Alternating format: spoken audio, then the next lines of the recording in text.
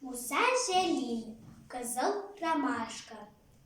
İrtenki taң nurundan uyandı ramaşkalar, yılmayıp, hal sıraşıp, küzge küz karıştılar. Nazladı jilalarını, titretip akşıkların, taң sipti islerini, huş isli safşıkların, şeşkeler keyiflenip, jaygına silkindiler. Hem kinet şunda gajap, bir yana hal kürdüler. Yirak tügül, monayıp, utıra ramaşka kızı. Tikşiklarak tügül, kol şekilli, kıpkızıl.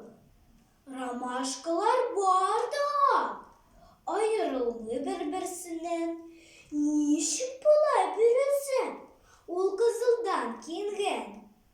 Ayttılar, sen sınırken ni küzgerdin, ni işledin? Niye kızıl ışıkların, niye alsut islerin?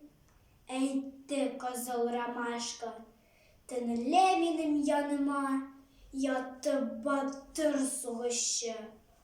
Attı düşmanlarına, ol bir özü soğuştu, 15 okşuğa karşı. Şiginmedi, diktanda yaralandı kul başı. Anıl batır alkanı tamdı benim şukularga. Benim kızıl gülmegin, bir kışadı çulpanga.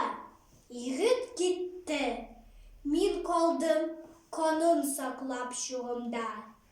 Kendi anı sağınıp, balkı min dağımın